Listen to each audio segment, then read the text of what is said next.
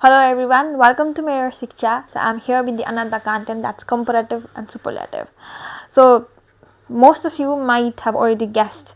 So what is the meaning of comparative? Because it's quite simple. So comparative is associated with the idea of comparison. So we just compare, and superlative is also related to the idea of comparison. Now let us find out what exactly this comparative and superlative are. So this comparative and superlative are the forms which are typically associated with the idea of adjectives and adverbs. They are associated with the parts of speech, adjectives and adverb. So if we are to relate it with the adjectives, so we all know adjectives describes the noun. So when we are to talk about the adjectives connecting it with the comparative form, then we use this form in order to compare the nouns. So we compare the nouns. Why do we compare the nouns? We compare noun in order to show the differences. So when the concept like comparison comes, then we ought to think that we are not just talking about one particular idea, but rather we will be relating one particular idea with the another and will be making a comparison. So moving on to the adverbs, we use these particular forms in order to compare the actions and the qualities of the other verbs and adverbs. So in order to understand this, you must have first of all a very clear idea regarding what adverbs and the adjectives are. So adjectives describes the noun, and talking about the comparative and the superlative form, we use these particular forms to present the comparison between nouns. And then moving on to the idea of adverbs, as we all know, adverbs describes the verbs, adjective or other adverbs in a sentences. So when we are to compare the actions or the qualities of the adverbs or the verbs, then we use these particular forms, superlative and the comparative one. So talking about these comparative and superlative form in a very simple way, we use these particular forms to say or to show how one people or one person or people or things are different from one another. So we are comparing. So why are we comparing? We are comparing in order to show that one particular thing is different than that of the another thing, right? So whether it's a thing or a person, we are just making comparison, and while making comparison, we are showing that these two things have differences within them. So we use the comparative adjectives to express how two people or things are different. So when we are to say how these two particular people or things are different, we use comparative adjective. And moving on about the superlative adjective, we show how one person or thing is different to all of the others of its kind. So we talking about the comparative form, we just show how one thing is different to another one. So when we talk about the superlative form, we do the comparison, but while comparing, we show how one particular thing is different from all the other rest of the things of the particular kind. So moving on, let us find out what comparative form exactly does. So comparative helps us or enables us to know that or express the difference between two people or a thing. Here we will be showing, using the comparative form, will be showing the difference between two people, either people or things. So now in order to say that somebody or something has a superior quality, size, characteristics, you need to use more. And whenever we are to compare between two things or the people, we will be using the word more. And then instead, when you want to say that somebody or something has the inferior quality, if you are to say we have a superior quality, then we'll be using more. And if you are to talk about the contradictory idea, then we will be using less. I guess you were much more familiar with these ideas, right?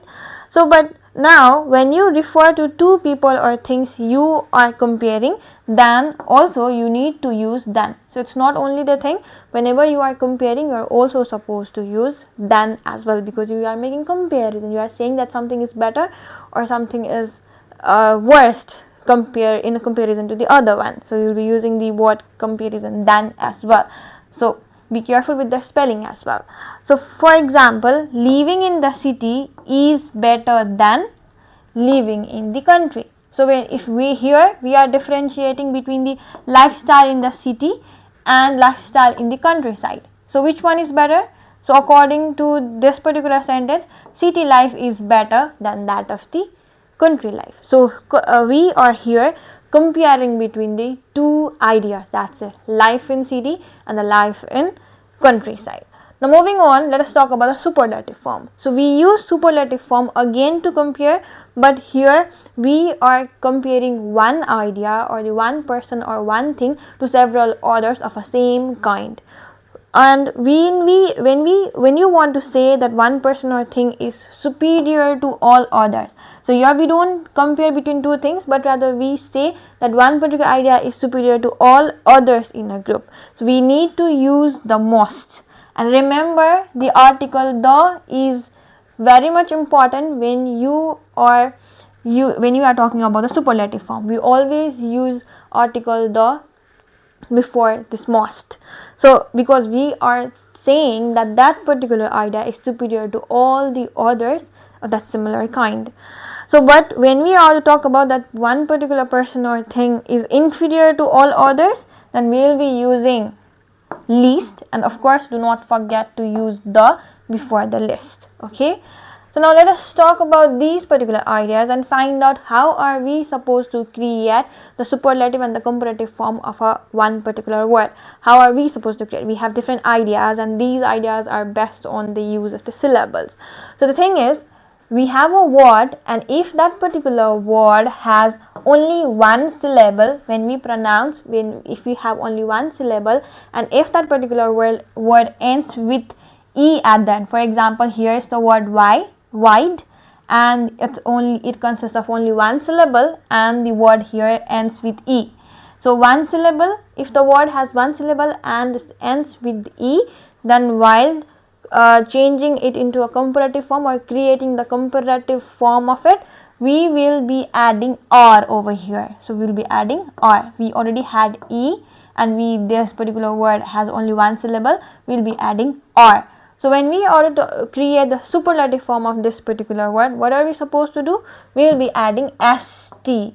So instead of r, we will not be adding r whenever we are talking about the superlative form. We will be adding st. So the simple form is, if you are to create the comparative form of one syllable word and that ends with e, then you will be adding r to create comparative and st to create the superlative form.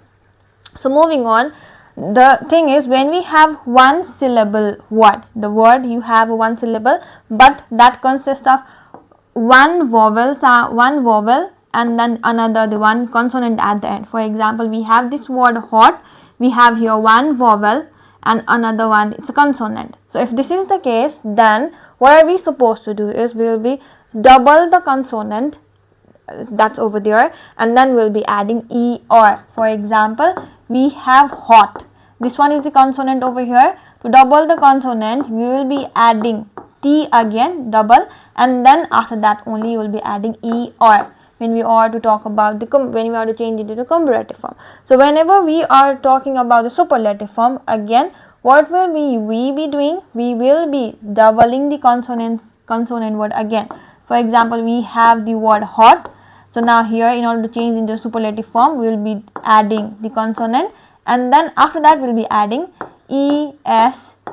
So this is how we are supposed to create the superlative and the comparative form. You should be very watchful about the syllable and the consonant and the vowel letter that the word consists of. Moving on, again we have only one syllable with more than one vowel. We have one syllable word, but we have not only one, but rather we have more vowel letter or more than one consonant at the end. So either we have more consonant letter or more vowel letter in that particular word. How are we supposed to do then? Here we have this word light. So here we have light, and we have here vowel as well as the consonant, and we have much consonant over here, then we will be adding er when you are to create this comparative form. So when we are to talk about the superlative form, then what are we supposed to do? We will be putting this idea, and then we will be adding est. So if you are to create the comparative form, you will be adding er, but you should be very much watchful about these particular ideas. One syllable that ends with either e, or one syllable that ends with the one vowel and the one consonant, and then more than one vowel or the more than one consonant. we are supposed to add er when we are to talk about the consonant sound. We are talking about the comparative one, and we are to add est when we are talking about the superlative one. Similarly, so here we talked about the one syllable before. Now what are we supposed to do when we receive a word with two syllables then? So if we have a word with two syllables, and again the word ends with y, then what are we supposed to do here? So for example, we have the word happy, and this particular word happy has two syllables and it's ending with letter y. So now we are supposed to change here this happy. We will be changing this y into I. We will be changing y into I. We will be changing y to I, and then only we will be adding er to form the comparative one. Similarly, when we are to change in superlative form, we will be doing the same thing. We will be changing this y into I, and then we will be adding the est at the end, and the superlative form is created. It's quite simple. You just need to learn the techniques. So moving on, what are we supposed to do if we have two syllables or more than two syllables, but the word that does not end with in y? We have either two syllables or we have more than two syllables, and that particular word, they don't end in y. Then what are we supposed to do? For example, here's the word more than. So we have two syllables over here, but the word does not end with y. The ending does not consist of y at the end. So what are we supposed to do? We are supposed to use more before this adjective. We will be using more. Okay. And if you are to talk about comparative, we will be using more. So if you are to talk about the superlative, we will be using most over here. So the thing is, you just are to know the concept, and then you are to learn these techniques, and then you will be able to create it. Thank you.